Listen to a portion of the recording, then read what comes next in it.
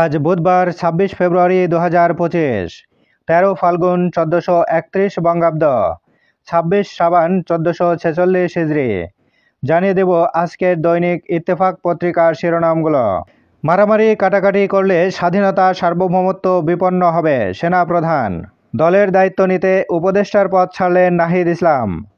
গণ অভ্যুত্থানের শক্তিকে সংহত করতে আমার রাজপথে এবং ছাত্র জনতার কাতারে থাকা প্রয়োজন। বাংলাদেশ এই নির্মমতার সুবিচার নিশ্চিত করতে দায়বদ্ধ।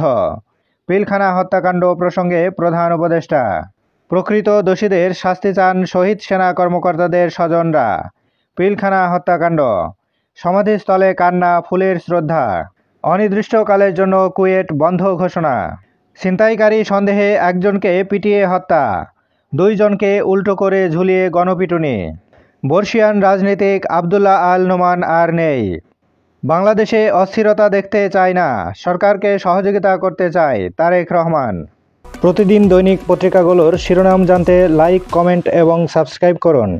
এবার শেষের পাতা। দগ্ধভূমি সাজেক, 140 স্থাপনা পুড়ে ছাই। ইকো রিসোর্ট থেকে আগুনের সূত্রাপাত। ফায়ার সার্ভিস পৌঁছায় 3.5 ঘন্টা পর। তদন্ত কমিটি গঠন। ভ্রমণ নিষেধাজ্ঞা প্রত্যাহার। আইন শৃঙ্খলা উন্নতিতে বাহিনীর কারো গাফলতি পেলে ব্যবস্থা, স্বরাষ্ট্র উপদেষ্টা। বৈষম্য বিরোধীদের নতুন ছাত্র সংগঠনের ঘোষণা আজ। বিবিসির খবর, বাংলাদেশকে কাছে টানার চেষ্টা করছে চীন। স্বৈরতান্ত্রিক হবে না, এমন রাষ্ট্র তৈরি করা দরকার, আলী রিয়াজ। ঘাটাইলে ডাকাতের কবলে 4 স্কুল বাস।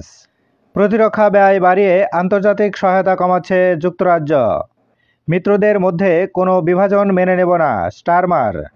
কাদা ছড়াছড়ি বন্ধ করে সবাই ঐক্যবদ্ধ হন, ফখরুল।